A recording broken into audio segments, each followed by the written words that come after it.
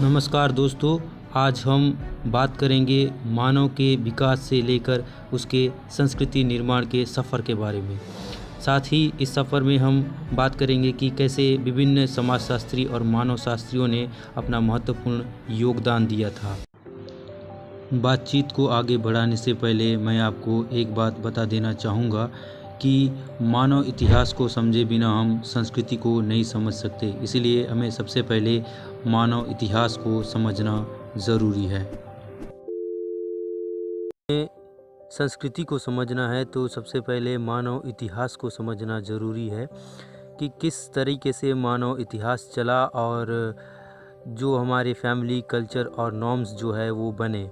तो सबसे पहले हमें ब्रह्मांड के इतिहास को समझना ज़रूरी है, मानव इतिहास को समझने से पहले, कि ब्रह्मांड का इतिहास कैसे बना। करीब 1380 करोड़ साल पहले हमारा जो ब्रह्मांड है वो बना है और उसमें हमारी पृथ्वी की जो आयु है वो 450 करोड़ साल पुरानी है लगभग, और उसमें हमारा जो लाइफ है, एग्जिस्टेंस है, वो 370 करोड़ साल लगभग पुरानी है। हमारी पृथ्वी में ऐसा माना जाता है कि 1 लाख करोड़ के आसपास जो जीव है वो पाए जाते हैं, और हमारी हिंदू परंपरा के अनुसार 84 लाख योनियों का जिक्र मिलता है। लेकिन अभी तक करीब 18 लाख के करीब स्पीसीज़ खोजे जा चुके हैं। लाइफ एग्जिस्टेंस के बाद जो स्ट्रक्चर है वो एक ऐसा स्ट्रक्चर बना 1.5 करोड़ साल पहले प्राइमेट्स करके, जो मानव इतिहास की उत्पत्ति का सबसे महत्वपूर्ण काल माना जाता है, 1.5 करोड़ साल पहले। और उसमें एक ऐसा जीव बने एप्स करके, जो मानव के समान उनकी स्ट्रक्चर संरचना जो है वो पाई जाती है। जैसे आपने चिड़ियाघर में देखा होगा, गोरिल्ला हो गया, चिंपैंजी हो गया, ओरंगटान हो गया, ये सब। उसके बाद ऐसा परिवर्तन आया और जो एप्स थे उनमें बाइपेडलिज्म करके एक स्ट्रक्चर बना, जो 2 पैर पर चलने वाले जीव थे। फिर गजब हो गया कि इंसान की जो सभ्यता रही है पहले, वो 2 पैर पर चलने वाले जीव बने। फिर उनमें ऊर्जा कम खर्च होने लगा, दूर तक अच्छे दिखाई देने लगा। फिर उनमें दिमाग का विकास तेज होने लगा। ऐसे कर कर के करीब 30 लाख साल पहले जो मानव के समाज, जो पहले मानव थे, मान सकते हैं 30 लाख साल पहले एस्ट्रोलोपिथिकस करके जो पहला मानव है वो धरती में आया। उसके बाद निएंडरथल करके एक मानव है वो भी आया। क्रिएचर जो है वो सबसे बड़ा ब्रेन वाला था। उसका ब्रेन साइज लगभग 500 से 600 क्यूबिक सेंटीमीटर का था। और करीब 25 लाख साल पहले होमो हैबिलस, जो आज तक के जो सबसे बड़ा ब्रेन वाला जो जीव बना था, होमो हैबिलस, उसका ब्रेन साइज़ करीब 600 से 800 क्यूबिक सेंटीमीटर के आसपास था। और हमारा जो पूर्वज कहे जाने वाला जो होमो सेपियंस थे, यानी हमारे जो पूर्वज हैं, वो 3 लाख साल पहले इस धरती में आए और उनका ब्रेन साइज़ लगभग 1250 के आसपास था। और करीब करीब फिर उनमें एक परिवर्तन आया। परिवर्तन आने के बाद 75,000 साल पहले करीब उनमें बौद्धिक क्रांति आई, यानी उनमें इमेजिनेशन करने की क्षमता बनी, इंटेलिजेंस का विकास हुआ, मेमोरीज़ का विकास हुआ। इन सब के चलते मानव ने सबसे पहले एक भाषा बनाया, अपने विचारों को साझा करने के लिए एक अपना भाषा बनाया। फिर धीरे धीरे भाषा के साथ समाज बनते गया, सोसाइटी बनते गया, फिर सोसाइटी में फैमिली, कल्चर एंड नॉर्म्स बनते गए। इस तरीके से हमारी संस्कृति का निर्माण होता है कि मानव के इतिहास से लेकर ब्रह्मांड के बनने से लेकर अब तक मानव में जो परिवर्तन आया, उस सब के द्वारा हमारे कल्चर, फैमिली, इन सब का निर्माण हुआ है। देखिए, संस्कृति जो है एक कॉम्प्लेक्स टॉपिक है और इसमें हम देखेंगे कि संस्कृति का जो निर्माता है वो मानव ही है। यानी जो मनुष्य है वो संस्कृति का निर्माण किया है। क्या आपने देखा है कि कोई कुत्ता, बिल्ली, जानवर या फिर जो बंदर है वो संस्कृति का निर्माण कर सकता है? बिल्कुल नहीं, क्योंकि मानव ही है जो संस्कृति का निर्माण कर सकता है। मानव जो है दूसरे जीवों से अलग कर देती है। संस्कृति ही है जो मानव को दूसरे जीवों से अलग कर देती है। क्या आपने देखा है कि कभी बंदर जो है वो संस्कृति के साथ संस्कृति का निर्माण करेगा और वो उसके फैमिली रहे हैं, छोटा बंदर, बड़ा बंदर, ये उनमें नहीं चलता है, क्योंकि उसमें फैमिली, गोत्र, ये सब विवाह वगैरह नहीं चलता है। हाँ, उनमें एक रिलेशन ज़रूर पाया जाता है और वो है नेचुरल जो प्रोटेक्शन है वो मदर एंड उसके सन्स के बीच में होता है, लेकिन मेनली देखा जाए तो उनमें कल्चर का विकास नहीं होता है। जो संस्कृति है वो डब्ल्यू हावेल्स ने कहा है कि संस्कृति जो है अनोखे रूप में एक मानवीय घटना है, यानी मानव का ही घटना है संस्कृति। यानी इस जो एनिमल किंगडम है वो उसमें मानव ही एक ऐसा प्राणी है जो हमें संस्कृति को बनाने की क्षमता रखता है। आपने कभी दूसरे जीव को देखा है कि वो संस्कृति बना सकता है? क्या आपने कुत्ते को देखा है या फिर बंदर को देखा है या फिर गोरिल्ला, चिंपैंजी, ये सब को देखा है? क्या वो संस्कृति बना सकते हैं?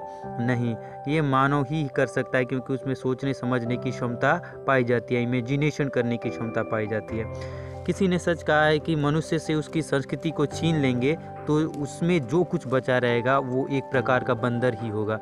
यानी हमारे जो संस्कृति है, नॉर्म्स है, ये सब अगर कहीं पे छीन लिया जाए तो वो मानव नहीं रहेगा, एक प्रकार का बंदर होगा जो उछल कूद करके पेड़ में चढ़ता था पहले। हमें नेचर ने कुछ ऐसे कैरेक्टरिस्टिक्स और कैपेबिलिटीज़ मिली है जिसके बदौलत हम संस्कृति का निर्माण कर पाए, और इसको लेस्ले वाइट्स ने अपनी एक किताब द इवोल्यूशन ऑफ कल्चर 1959 में इसको विस्तार से बताया है।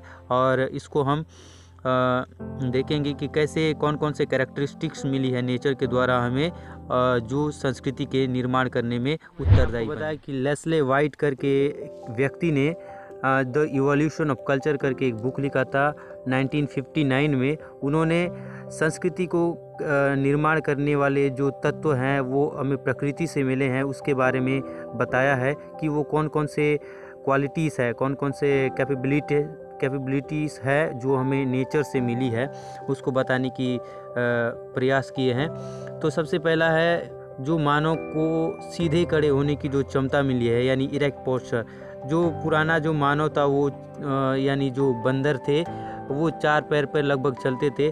जब मानव 2 पैरों पर खड़ा होना स्टार्ट किया तो उसमें एक परिवर्तन आया कि उसमें एनर्जी कम लगने लगी, उसे दूर तक दिखने लगा, और मेन पार्ट है वो ब्रेन का डेवलपमेंट उसमें सही से होने लगा, जिसके कारण मानव इतना सोच सकता है आज के डेट में कि कहाँ से कहाँ पहुँच गया। पहले न जाने कहाँ आदि मानव रहा करता था, घुमंतू किस्म का रहा करता था, आज वो कहाँ से कहाँ पहुँच गया, आज इतने सारे टेक्नोलॉजीज़ का विकास कर पाया। तो ये किसके बदौलत हो सका? जो मानव खड़े होने की क्षमता जो है उसमें तेज़ी से विकास होने लगी थी। उसके बाद उसमें फ्रीली हैंड रोटेशन होने लगा, यानी ओपोजिबल थंब बनने लग गए, मानव का जो हाथ है वो फ्री होने लगा, उससे चीज़ों की पकड़ जो है मजबूत होने लगी।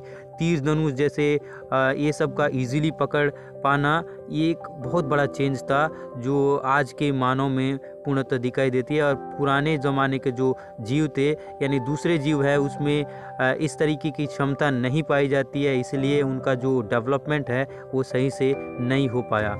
उसके बाद तीसरा था स्टीरियोस्कोपिक क्रोमेटिक विज़न, यानी जो स्वतंत्रता पूर्वक देखने की क्षमता है मानव में, और जो इमेजिनेशन करने की क्षमता है, कलर को जो डिफरेंस करने की क्षमता है। हाँ, लेकिन कह सकते हैं कि दूसरे जीवों में हमसे ज़्यादा कलर रिकॉग्नाइज करने की क्षमता पाई जाती है, लेकिन मानव में जो इमेजिनेशन करने की क्षमता है वो बहुत ज़्यादा पाई जाती है कि कोई चीज़ का विकास कैसे होगा। जैसे कोई पत्थर का औजार बनाना होगा तो कौन कौन से रूप में ढाला जा सकता है, इस प्रकार की इमेजिनेशन पावर, इल्यूज़न और 3D के द्वारा मानव सोच सकता है। उसके बाद और परिवर्तन आया कि जो मेन परिवर्तन है हमारा जो विकास है वो मेमोरी का विकास तेज़ी से होने लगा, माइंडसेट उसका चेंज होने लगा, मानव इमेजिनेशन करने की क्षमता उसमें आ गई, तर्क करने की क्षमता उसमें आ गई और कोई भी चीज़ का जो विकास है यानी आविष्कार है वो करने लगा। जैसे कोई दूसरे जानवर जहाज़ वगैरह का विकास नहीं कर पाया क्योंकि मानव की सोचने समझने की क्षमता इतनी तेज़ थी कि वो जहाज़ से लेकर इमारतों से लेकर सब कुछ बनाने लगा। इस तरीके से मानव में प्रकृति के द्वारा बहुत सारे परिवर्तन दिए गए जिसके कारण वो कल्चर का विकास कर पाया। इसके लिए चार्ल्स डार्विन करके अपनी एक पुस्तक लिखी थी द डिसेंट ऑफ मैन 1904 में। उन्होंने इसको कहा कि जो मनुष्य और हायर एनिमल है यानी जो उच्च प्राणी है उसमें ज़्यादा उनके मानसिक क्षमताओं में ज़्यादा कुछ अंतर नहीं है। उनमें केवल इतना अंतर है कि जो मानव है वो बहुत सारे साउंड्स को है वो कलेक्ट कर पाए, यानी जो हम लोग भाषा है उसको दूसरे के भाषा को इजीली अंडरस्टैंड कर पाए, उनके कल्चर को एक दूसरे से जोड़ पाए, उसमें आइडियाज़ आने लगी। इस तरह की जो शक्ति है बहुत ज़्यादा पाई जाती है, ये चार्ल्स डार्विन का कहना है। और कहीं ना कहीं इसके बदौलत मानव क्या कर पाया, संस्कृति का विकास कर पाया। तो दोस्तों ये था संस्कृति के निर्माण की एक यात्रा। आई होप यू गाइज़ आपको हमारा ये वीडियो बहुत अच्छा लगा होगा। मिलेंगे नेक्स्ट वीडियो में, तब तक के लिए आप सभी का हमारे साथ जुड़े रहने के लिए बहुत बहुत शुक्रिया।